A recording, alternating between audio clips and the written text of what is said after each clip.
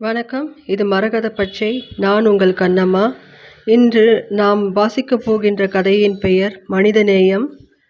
ஆசிரியரின் பெயர் ரஞ்சனி என்ற ரமணி அவர்கள். அலமு, இங்கே வாயேன். தாழ்வாரத்திலிருந்து கூப்பிட்டது அவளுக்கு கேட்கவில்லையோ என்று மறுபடியும் கூப்பிட்டேன். எதுக்கு இவ்வளவு அவசரம்? நான் கைவேலையா இருக்கேனோ இல்லையோ? மணிகுண்டு பக்கத்தில் பந்து பந்தாக வைத்திருந்தான். ஒரு 10 முழம் வாங்கி கொண்டு வந்திருக்கேன். இவ்வளவா? எனக்கு தலைக்கு பாரமாக இருக்குமே. சலீஸாக இருக்கிற போது தானே நிறைய வாங்க முடியும்.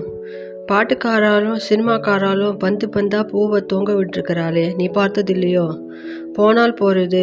ஒரு முழம் பூவை சாமிக்கு சாத்திட்டு மீதியை கொண்டு வா, நானே உனக்கு தலையில் சூட்டி விடுகிறேன். என்ன இன்னைக்கு குஷி ஜாஸ்தியாக இருக்கிறது? ஏதாவது திட்டம் வச்சுட்டு வந்திருக்கீங்களா? அம்மா குளத்து மூலையில் தான் இருக்கா. பார்த்தா என்ன நினைத்து கொள்வார்?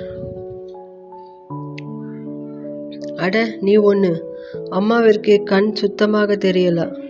என்னையே விச்சுவாடா வந்திருக்க என்று கேட்பா. சரி சரி, நீ அசங்காமல் இரு, பாந்தமாக வைத்து விடுகிறேன். எப்படி இருக்கு? சரியாக வச்சுக்கிறேனா? எனக்கு என்னமோ சந்தேகமாக இருக்கு. நீங்கள் எதுக்கோ அடி போடுற. அதெல்லாம் ஒன்றுமில்லடி அலமு, ஏதோ பூ சல்லிஸாக கிடைச்சது, உனக்கு பிடிக்குமேன்னு தான். அல்வா வேற வாங்கிட்டு வந்திருக்க. ரொம்ப நாளைக்கு அப்புறம் காளியாங்குடிக்கு போனேன். சூடான கோதுமை அல்வா 4 பீஸ் வாங்கினேன். வேற ஒன்றும் விசேஷம் இல்லை. மசன்னு நிற்காம ட்ரெஸ்ஸை மாற்றிண்டு கொல்லை பக்கத்தில் தந்தி பண்ணிட்டு சுவாமியை நமஸ்காரம் பண்ணியதும் வாங்கோ. சூடாக கல் தோசை வார்த்தை அடுக்கி வச்சிருக்கேன். ஏண்டா என்ன முணுமுணுப்பாங்க? விச்சித்தானே, கிட்ட வந்து பேசு. கண்ணு தெரியல, காதும் மந்தமாயிடுச்சு. அம்மா கூப்பிட்டதும் அருகில் ஓடினேன்.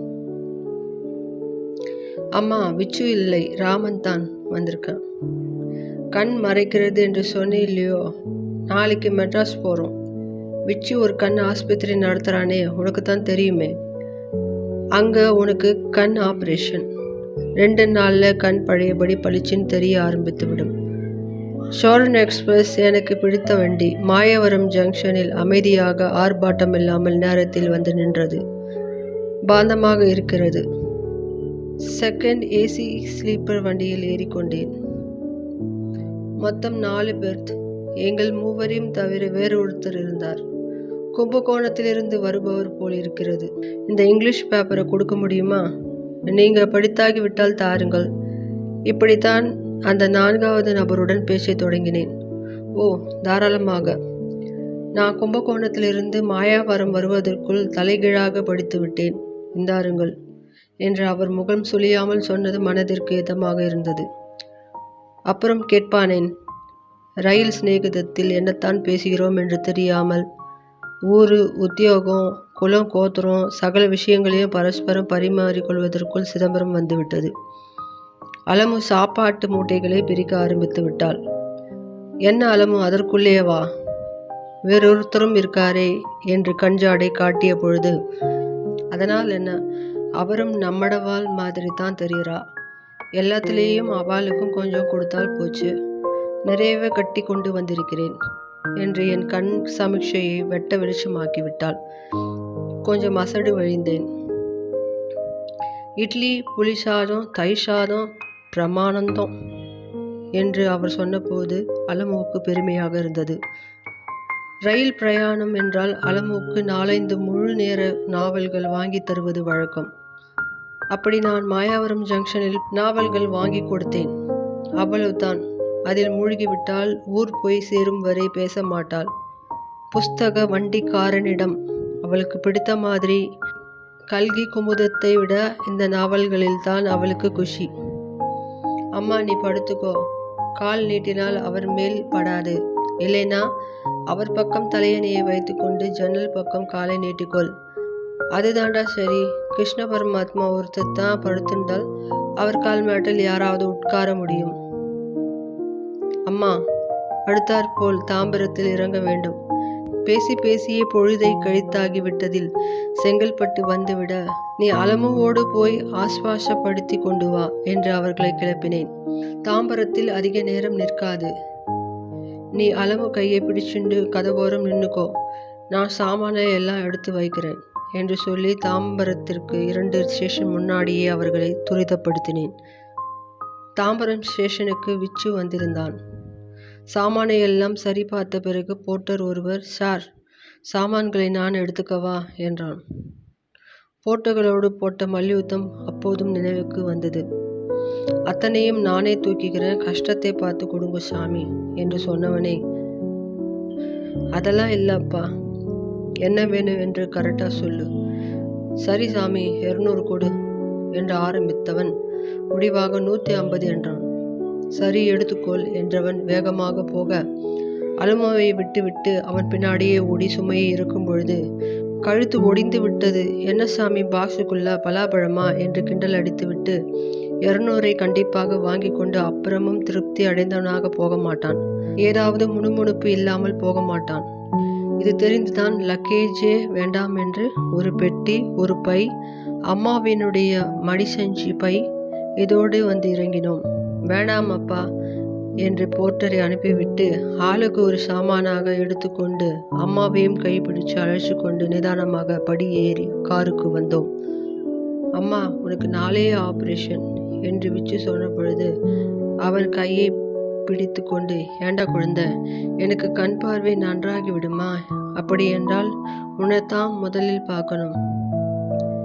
அப்புறம் நங்கநல்லூர் ஆஞ்சநேயர் சாமியை 2 கண்ணாலேயும் ஏகாந்தமாக தரிசனம் பண்ணணும். இதுதாண்டா என் ஆசை என்று அம்மா சொன்ன பொழுது, கவலைப்படாதே அம்மா, நீ ஆசைப்பட்டபடியே எல்லாம் நடக்கும் என்று எல்லோரும் ஒரு மனதாக தைரியம் சொன்னோம். விஷு, நன்னா கண் தெரியறதுடா, ராமா அலமு கிட்ட வாங்கோ என்று எங்கள் கையை பற்றியபடி அம்மா சொன்ன பொழுது எல்லோருக்கும் திருப்தியாக இருந்தது.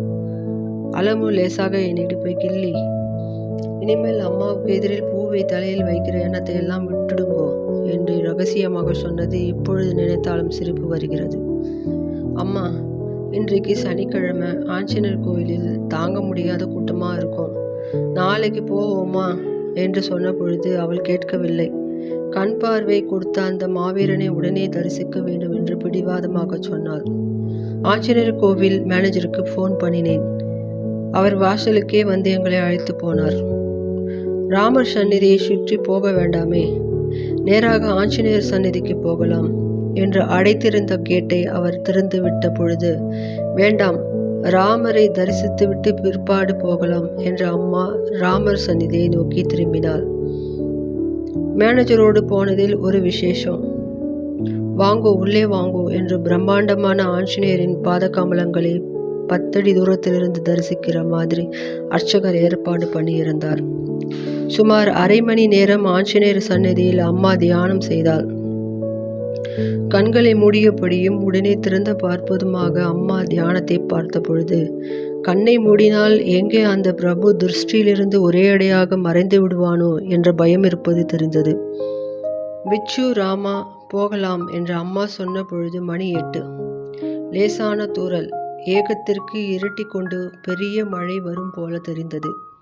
அதற்குள் பலமான இடி மின்னல். நல்ல வேளை, டாக்டர் சொன்னதை கேட்டு வெளியே வந்ததும் அம்மா கருப்பு கண்ணாடியை அணிந்திருந்ததால் கண்ணுக்கு எந்த பாதிப்பும் ஏற்படவில்லை. மறுநாள் செய்தித்தாளை பார்த்த பொழுதுதான் நகரத்தில் 20 பேருக்கும் மேலாக கண் பார்வை இழந்துவிட்ட செய்தி தெரிய வந்தது. அவ்வளவு கடுமையான மின்னல். விச்சு சொன்னான், அம்மா, உனக்கு ஒன்றும் ஆகலையே என்ற சந்தோஷத்தில் இருந்தேன். ஆனால் ஆஸ்பத்திரிக்கு வந்த 10 கேஸ்களை நன்றாக துருவி ஆராய்ந்து எல்லோரையும் குணப்படுத்தி விட்டோம். இப்பொழுது அவர்கள் எல்லோரும் பார்வை நன்றாக இருக்கிறது. அம்மாவிற்கு தாங்க முடியாத சந்தோஷம். மின்னலால் பாதிக்கப்பட்டவர்களை சொஸ்தப்படுத்திய விச்சுவின் மனித நேயத்தை மெச்சி அன்றைய பொழுதளவும் பேசி பேசி மாய்ந்து போனாள். இது போன்ற மற்றும் ஒரு பதிவில் உங்களை சந்திக்கும் வரை நான் உங்கள் கண்ணம்மா.